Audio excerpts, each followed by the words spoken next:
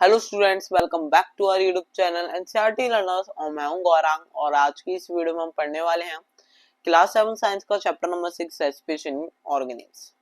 ठीक है, इससे पहले मैंने आप लोगों के लिए इस चैप्टर की एक वीडियो और बनाई थी जिसमें हमने इस चैप्टर का इंट्रोडक्शन पार्ट साथ ही साथ हम how do we respire topic 6.1 भी कंप्लीट कर लिया था। आज की इस वीडियो में हम इस चैप्टर का नेक्स्ट टॉपिक कंटिन्यू करने जा रहे हैं, टॉपिक 6.2 ब्रीथिंग। ठीक है, ब्रीथिंग क्या होती है इस टॉपिक में हम ये सब पढ़ेंगे। बाकी अगर आपने हमारी इससे पहले वाली वीडियो नहीं देखी है तो आपको उसका लिंक डिस्क्रिप्शन बॉक्स में मिल जाएगा। साथ ही साथ आप हमारे चैनल पेज को भी विजिट कर सकते हैं जहां पे आपको हमारी क्लास 6 से 12 सारी वीडियोस अवेलेबल मिलेंगी। तो चलिए पढ़ते हैं आगे चैप्टर नंबर 6 रेस्पिरेशन ऑर्गेनिज्म और कंटिन्यू करते हैं हमारा टॉपिक। Okay, topic 6.2 breathing. ठीक है, अब ये टॉपिक आपका एक्टिविटी 6.1 से शुरू होता है। ठीक है, सो एक्टिविटी 6.1 क्या कहती है। पहली बात, आपको यहाँ पे एक क्वेश्चन दिया है। ठीक है, इसे आपको याद रखना है। अगर आप इस एक्टिविटी को करके देखते हैं, ठीक है, तो आप इसे अपने टीचर के सुपरविजन में कीजिए। Do this activity under the supervision of your teacher. So close your nostrils and mouth tightly and look at A watch. ठीक है, अब आप क्या कीजिए, आपकी नॉस्ट्रिल जो है अब आप उन्हें थोड़ी देर के लिए अपने हैंड्स की मदद से टाइटली पकड़ लीजिए और उसे ब्लॉक कर लीजिए, एक तरीके से मतलब बंद कर लीजिए थोड़ी देर के लिए, जितनी देर आप रोक सके, और अपने माउथ को भी बंद कर लीजिए। ठीक है, What did you feel after some time? अब आप ये बताइए आपको कैसा फील हो रहा है, कुछ देर बाद आपको कैसा फील हो रहा है। How long were you able to keep both of them closed? कितने टाइम तक आप उन्हें रेगुलर क्लोज रख पा रहे हैं, मतलब कितने टाइम तक आप उन्हें अपने माउथ और नॉस्ट्रिल्स को एक साथ बंद रख पा रहे हो। Note down the time for which you could hold your breath. अब आप जितनी भी टाइम तक कर पाए अब आप उस टाइम को नोट कर लीजिए अपने पास कि आप इतने टाइम तक अपनी ब्रीथ को रोक पाए, होल्ड कर पाए। So now you know that you cannot survive for long without breathing. अब आप समझ गए होंगे, आपको समझ में आ गया होगा कि अब आप बहुत देर तक बिना ब्रीथ किए नहीं रह सकते। ऐसा नहीं है कि अगर आप अपनी ब्रीथिंग रोक लेंगे तो आप एक एक दो दो साल तक रह सकते हो। आप एक मिनट भी रहना बहुत ज्यादा मुश्किल हो जाता है, तो आप लॉन्ग समय के लिए नहीं रह सकते। ठीक है, इसका ध्यान रखिएगा। अगर आप एक्टिविटी को कर रहे हो तो अपने टीचर या पेरेंट्स के सुपरविजन में करें। Breathing means taking in air rich in oxygen and giving out air rich in carbon dioxide. अब ब्रीथिंग क्या होता है? ब्रीथिंग का मतलब है जब हम एयर को इनहेल करते हैं, मतलब एयर को अपनी बॉडी के अंदर खींचते हैं जो ऑक्सीजन में रिच होती है, और जब हम एक्सहेल करते हैं एयर को, मतलब अपनी नोज की मदद से उस एयर को वापस निकालते हैं, तो कौन सी एयर रिच होती है? वो कार्बन डाइऑक्साइड रिच एयर होती है। ठीक है, इस प्रोसेस को हम क्या कहते हैं? ब्रीथिंग कहते हैं। और इसे हम किसकी हेल्प से करते हैं? रेस्पिरेटरी ऑर्गन्स की मदद से करते हैं। ठीक है, ये आपका इंपॉर्टेंट है पूरा। Breathing means taking air rich in oxygen and giving out air rich in carbon dioxide with the help of respiratory organs. ठीक है, जब हम ब्रीथ करते हैं मतलब हम एयर को क्या कर रहे हैं? इनहेल कर रहे हैं, जो ऑक्सीजन रिच एयर को इनहेल कर रहे हैं, और कार्बन डाइऑक्साइड रिच एयर को एक्सहेल करते हैं। ठीक है, रेस्पिरेटरी ऑर्गन्स की मदद से।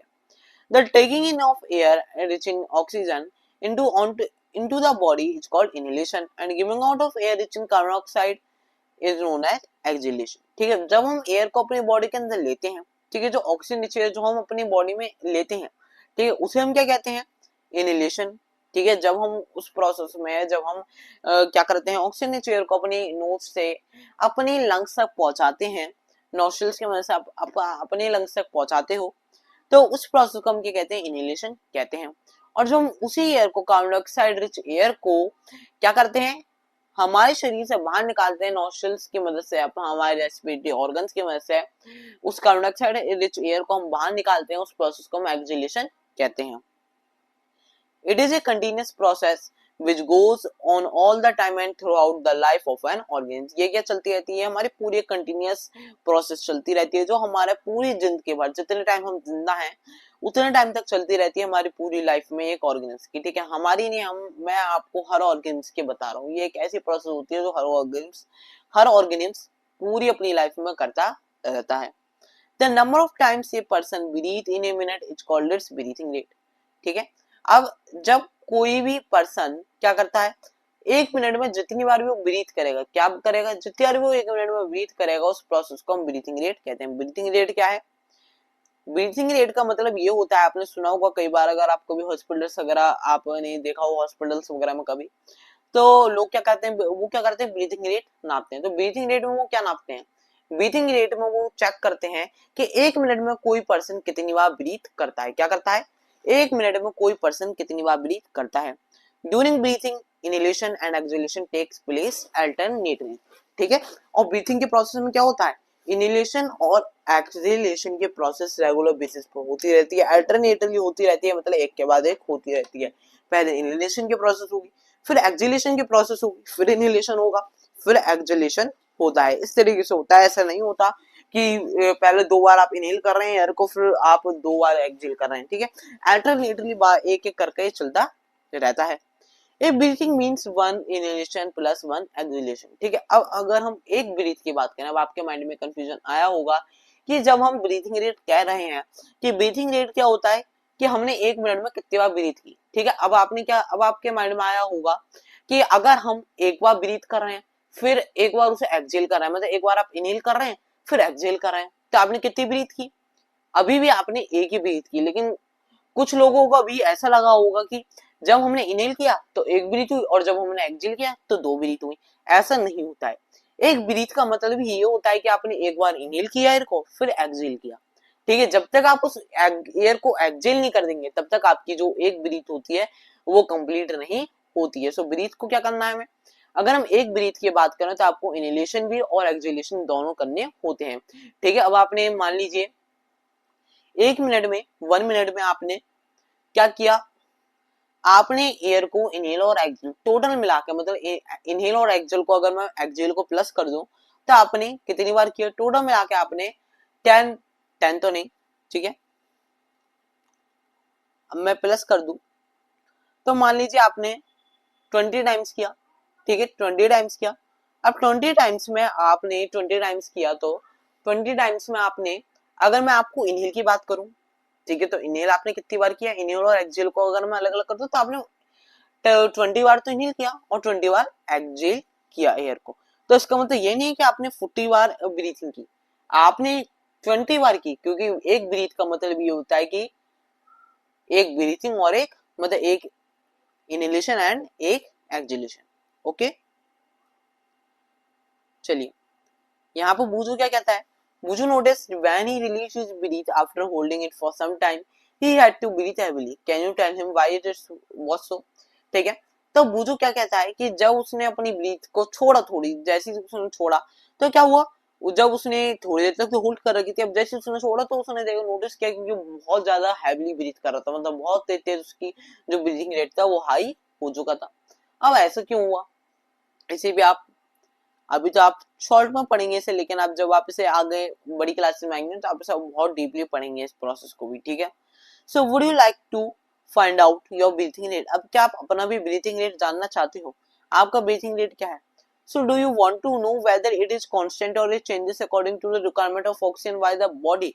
अब आपके माइंड में ये है कि ये जो क्या कहते हैं, जो आपका ब्रीथिंग रेट है वो चेंज होता है, मतलब आपको जो ब्रीथिंग रेट होता है वो हमेशा एक ही रहता है, कि जैसे 20 ब्रीथिंग रेट है आपका पर मिनट, तो 20 ही रहेगा, ठीक है। 20 ऐसा तो है नहीं कि हमेशा 20 रहता है, कभी आपका 18 भी पहुंचेगा, कभी आपको 24 भी पहुंचेगा। आपकी क्या होता है, जब आपकी ऑक्सीजन की रिक्वायरमेंट ज्यादा होती है तो आपका ब्रीथिंग रेट बढ़ जाता है, ताकि आपकी बॉडी को ज्यादा ऑक्सीजन मिल सके। जितने ज्यादा वो बार बार इनहेल करेगा उतनी ज्यादा उसे ऑक्सीजन, ठीक है। सो अब आप ऐसा तो है नहीं कि हमेशा चेंज ही रहता है ना, चेंज होता रहता है। So let us stand by doing the following activity, अब हम इस चीज को भी समझ लेते हैं, छोटी सी एक्टिविटी को करके, एक्टिविटी 6.2, इस एक्टिविटी को करके आप इस चीज को भी समझ जाएंगे, ठीक है। So generally we are not aware that we are breathing, ठीक है, जनरली हम अवेयर नहीं रहते कि हम ब्रीथ कर रहे हैं, ठीक है। आपने भी नोटिस किया होगा आप ब्रीथ कर रहे हैं, लेकिन आपको क्या हमेशा पता रहता है आप ब्रीथ कर रहे हैं, हमें पता तक नहीं चलता हम ब्रीथ कर रहे हैं, कैसे प्रोसेस होती है, बहुत ज्यादा वैसी प्रोसेस होती है हमें पता नहीं चलता हमने ब्रीथ कर रहे हैं रेगुलर बेसिस पर, पूरी लाइफ हम ब्रीथ करते रहते हैं। However, if you try to count your, you can count your breathing rate, ठीक है। लेकिन अगर आप चाहें तो आप अपने ब्रीथिंग रेट को काउंट भी कर सकते हैं, ठीक है। ऐसा नहीं है कि आप अपने ब्रीथिंग रेट को काउंट नहीं कर सकते, आप अपने ब्रीथिंग रेट को खुद से भी ट्राई कर सकते हैं अगर आप चाहें। सो काउंट करने के लिए आपको क्या करना है, breathe in and out normally, normally आप ब्रीथ इन करते रहिए, ब्रीथ आउट करते रहिए, कुछ ऐसा नहीं करना आपको स्पेशल, नॉर्मली ब्रीथ इन और आउट नॉर्मली करते ही रहिए। Find out how many times you breathe in and breathe out in a minute. अब आप उसके बाद फाइंड आउट कीजिए, काउंट कीजिए कि आपने एक मिनट में कितनी बार ब्रीथ इन किया और कितनी बार ब्रीथ आउट किया। ठीक है, आपने क्या किया होगा, 15 to 18 टाइम्स ब्रीथ इन किया और ब्रीथ आउट टोटल मिला के किया होगा। मैंने आपको भी बता दिया था कि ब्रीथिंग रेट का मतलब क्या है, एक ब्रीथ में हमारी कितनी ब्रीथ हो गई, एक इनहेलेशन और एक एक्सहेलेशन। ठीक है, एक ब्रीथ में हमारी इनहेलेशन और एक्सहेलेशन दोनों चीजें आती हैं। सो ब्रीथिंग रेट का अगर हम कहते हैं 18 ब्रीथिंग रेट है, तो आपने 18 बार इनहेल किया और 18 बार एक्सहेल किया। ठीक है, हम मान लीजिए आपको 20 ब्रीथिंग रेट आ गया, आपका जो ब्रीथिंग रेट है वो 20 आ गया, तो वो आपने मतलब 20 बार इनहेल किया, 20 बार एक्सहेल किया, तो आपका ब्रीथिंग रेट क्या हुआ, 20 होगा। Did you inhale the same number of times as you exhale. अब आपके सेम नंबर ऑफ टाइम जितनी बार इनहेल करते हैं उतनी बार एक्सहेल करते हैं। देखिए बड़ी आसान सी बात है, बहुत सिंपल सी बात है, आप जितनी बार इनहेल करते हो उतनी बार तो एक्सहेल करते हैं। ऐसा तो है नहीं कि आपने 2 बार ब्रीथ ली और 1 बार आपने ब्रीथ को आउट किया, ब्रीथ आउट किया। ठीक है, ये दो आप कर रहे हैं 5 बार इनहेल और 2 बार एक्सहेल, ऐसा तो नहीं होता।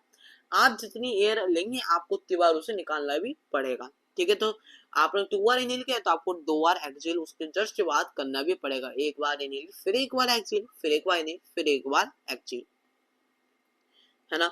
सो now count your breathing rate, number of breaths per minute after brisk बॉल एंड आफ्टर रनिंग। अब आपने अपना जो ब्रीथिंग रेट था आपको काउंट करना था, अब आपने उसे कर लिया हो, तब आपको उसके बाद क्या करना है, आपको ब्रीथिंग रेट नापना है, number of breaths per minute, कितनी आपने ब्रीथ ली 1 मिनट में, कब, जब आप एक ब्रिस्क वॉक करके आए, मतलब वॉक करके आए थोड़ी ज्यादा, या फिर रनिंग के बाद करके देखना है कि रनिंग के बाद आपको कैसा लगता है, क्या आपका ब्रीथिंग रेट आता है। Record your breathing rate as soon as you finish and also after the complete test. ठीक है, अब आप अपने उस ब्रीथिंग रेट को जितनी जल्दी हो सके उतनी जल्दी है क्या कीजिए, रिकॉर्ड कर लीजिए, या फिर पूरा रेस्ट लेने के बाद भी उसके बाद दोबारा कीजिए। क्योंकि जब आप बात बताइए आप रनिंग करके आए, रनिंग करके आएंगे तो आपका जो ब्रीथिंग रेट है वो स्टार्टिंग में ज्यादा होगा, फिर कम होता चला जाएगा धीरे धीरे, जब उसकी ऑक्सीजन की कमी जो है वो पूरी हो जाएगी। तो जब आप फिर उसमें फर्क कैसे कर पाएंगे, तो जितनी जल्दी आप भाग के आए उतनी जल्दी आप अपना जो ब्रीथिंग रेट है उसे भी काउंट कर लीजिए, क्या था आपका breathing rate. Record your breathing as soon as you finish and also after complete rest. ठीक है, उसके बाद आप कंप्लीट रेस्ट के बाद भी, आफ्टर कंप्लीट रेस्ट आल्सो आप क्या करेंगे, फिर अपना ब्रीथिंग रेट नापेंगे, थोड़ी देर आप सो जाइए, सोने के बाद अब आप फिर से नोटिस कीजिए कंप्लीट रेस्ट करने के बाद कि आपका ब्रीथिंग रेट क्या होता है, तब आपका ब्रीथिंग रेट थोड़ा कम आएगा। Tabulate your findings and compare your breathing rates under different conditions with those of your classmates. फिर अब आप अपनी अलग अलग फाइंडिंग्स को अपने फ्रेंड्स के साथ कंपेयर कीजिए, अपने क्लासमेट्स के साथ अलग अलग कंडीशन से कंपेयर करके। ठीक है, from the above activity you must have realized that whenever a person needs extra energy he she breathes faster। ठीक है, अब आप इस एक्टिविटी से समझ गए होंगे कि जब भी किसी पर्सन को एक्स्ट्रा एनर्जी की नीड होती है, किसकी नीड होती है, एक्स्ट्रा एनर्जी की नीड होती है, तब वो फास्ट ब्रीथ करने लगता है। As result more oxygen is supplied to our cells, तब क्या होता है, हमारी जो ऑक्सीजन होती है वो ज्यादा अमाउंट में हमारे सेल्स तक पहुंचती है। It speeds up the breakdown of food and more energy is released. और ये क्या करता है, हमारे ब्रेकडाउन ऑफ फूड को स्पीड अप कर देता है और ज्यादा तेज कर देता है और एनर्जी भी ज्यादा अमाउंट में रिलीज होती है। Does this explain why do we feel hungry after physical activity? अब क्या आप इस चीज से समझ सकते हैं कि आपको हंगरी क्यों फील होता है जब आप किसी फिजिकल एक्टिविटी को करके आते हैं। ठीक है, इसी भी मैं आपको बता देता हूँ। देखिए, जब आप मान लीजिए आपने रनिंग की प्रोसेस करके आए, भाग के आए बहुत तेज, तो आप जब भाग के आएंगे तो आपको एनर्जी की नीड्स होगी वो ज्यादा होगी। एनर्जी की नीड के लिए आप क्या करेंगे, ऑक्सीजन को इनहेल करेंगे। जब आप ऑक्सीजन को इनहेल करेंगे तो ऑक्सीजन हमारे सेल्स में क्या करेगी, फूड को जो हमारा ग्लूकोज बन के आया हमारे डाइजेस्टिव सिस्टम से उसे एनर्जी में ब्रेक डाउन करवा दी। ठीक है, अब चलो ऑक्सीजन तो आपने किसी तरीके से हमारी एयर से ले ली, अब आप ये बताइए, अब आपने जो फूड था उसकी भी तो क्वांटिटी लिमिटेड है हमारे जो बॉडी में। सो जब हमारा फूड जब एनर्जी में कन्वर्ट होता चला जाएगा तो ग्लूकोज जो है वो एनर्जी में कन्वर्ट होता चला जाएगा। ठीक है, ग्लूकोज कहाँ से आया आपका, ग्लूकोज आपका आया डाइजेस्टिव सिस्टम से, जब हमारा फूड डाइजेस्ट हुआ। ठीक है, अब जब उन्होंने ग्लूकोज कहाँ से बनाया, जब हमारा फूड डाइजेस्ट हुआ। और फूड कहाँ से आएगा, जब हम फूड को खाएंगे। तो अब आप समझ सकते हैं कि हमें भूख क्यों फील होता है, मतलब हंग्री क्यों फील होता है जब हमको फिजिकल एक्टिविटी करके आते हैं। When you feel drowsy, does your breathing rate slow down? अब जब आप ड्रोजी फील करते हैं, मतलब बहुत थका हुआ फील करते हैं, ड्रोजी मतलब थका हुआ, सो आपका जो ब्रीथिंग रेट होता है क्या उस समय स्लो डाउन हो जाता है, कम हो जाता है? Does your body receive sufficient oxygen? क्या आपकी बॉडी को उस समय सफिशिएंट ऑक्सीजन मिलती है? नहीं। अब आप तभी तो ड्रोजी फील, जब आप ड्रोजी होते हैं तभी तो आप यौन लेते हैं। यौन क्या होती है अभी हम पढ़ेंगे, ठीक है, नेक्स्ट टॉपिक में पढ़ेंगे, topic 6.3 how do we breathe, ठीक है, इसमें आप थोड़ा सा इसके बारे में भी पढ़ेंगे, ठीक है। सो उससे पहले हम क्या करते हैं, इस सफिशिएंट ऑक्सीजन के बारे में उससे पहले हम एक्टिविटी 6.3 पढ़ लेते हैं। एक्टिविटी 6.3 क्या कहती है? So figure 6.3 shows the various activities carried out by a person during a normal day, ठीक है, ड्यूरिंग ए नॉर्मल डे।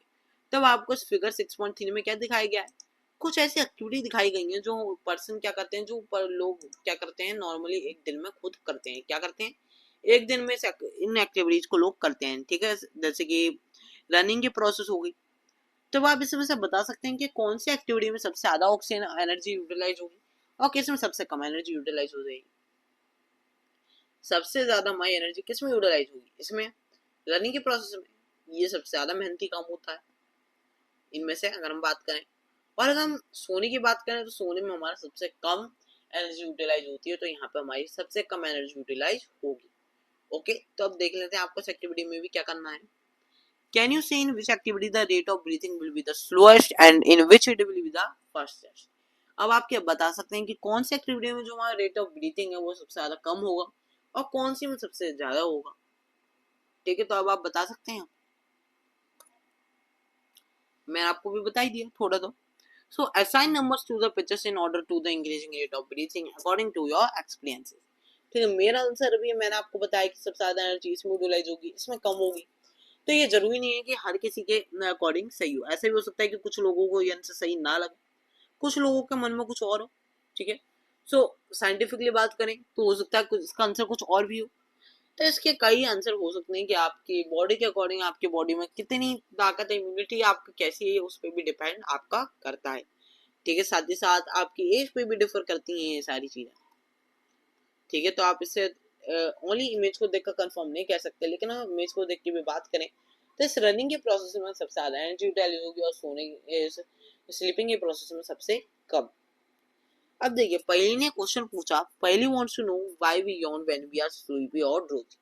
पहली पूछना चाहती है कि हम जब यौन क्यों लेते हैं, जब हम बहुत ज्यादा थके होते हैं, स्लीपी होते हैं या फिर ड्रोजी होते हैं, थके हुए होते हैं, तो हम यौन क्यों लेते हैं, ठीक है। तो इस टॉपिक को हम इसी क्वेश्चन का आंसर हमें नेक्स्ट टॉपिक में पड़ेगा मिलेगा, topic 6.3 how do we breathe, ठीक है। और इस टॉपिक को हम नेक्स्ट वीडियो में कंटिन्यू करेंगे, ठीक है। नेक्स्ट वीडियो का लिंक आपको डिस्क्रिप्शन बॉक्स में मिल जाएगा, ठीक है। सो मिलते हैं नेक्स्ट वीडियो में नेक्स्ट टॉपिक के साथ, topic 6.3 how do we breathe. इतने दिन में आपको क्या करना है, हमारे यूट्यूब चैनल पेज को विजिट कर लेना है, जहाँ पे आपको हमारी क्लास 6 से 12 की सारी वीडियोस अवेलेबल मिलेंगी। वहां पे आपको सबसे पहले क्या करना है, हमारे चैनल को सब्सक्राइब कर लीजिए और वीडियो को लाइक करे बिना बिल्कुल मत जाइएगा, क्योंकि आपके लाइक और सब्सक्राइब से हमें इंस्पिरेशन मिलती है कि हम आप लोगों के लिए ऐसी वीडियो बनाते हैं और हमारी आगे की नई आने वाली वीडियोस का भी आपके पास नोटिफिकेशन आता रहे, उसके लिए भी आप अपने हमारे चैनल को सब्सक्राइब कर लीजिए, ठीक है। सो मिलते हैं नेक्स्ट वीडियो में नेक्स्ट टॉपिक के साथ, topic how do we breathe 6.3। So thank you for watching our video, have a nice day.